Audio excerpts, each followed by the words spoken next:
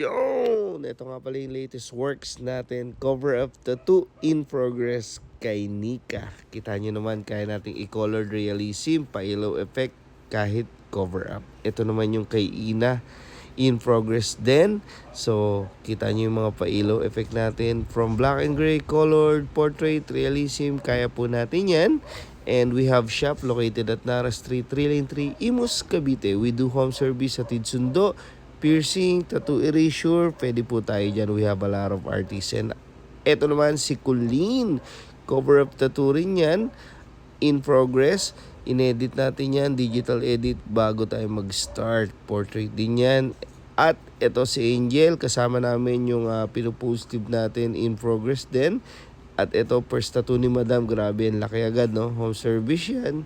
So, backpiece yan, in progress. So, kita nyo naman, mga babae yung client natin. Ito naman, positive project kay Ma'am Richelle, cover up and restoration.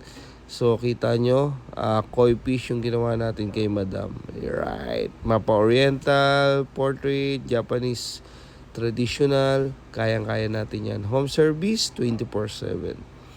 Kita nyo naman, dala natin yung buong shop. At kahit small cover-up, pwede rin po yan. Pansin nyo, hindi nahalata yung dating tattoo ni Madam. Nakalimutan ko yung name niya. Ito naman, rest in peace kay nanay. Bali, black and gray, salinin nating mixing. Kita nyo itong mga portrait natin. Who's next? Be my next client. And thank you, Lord.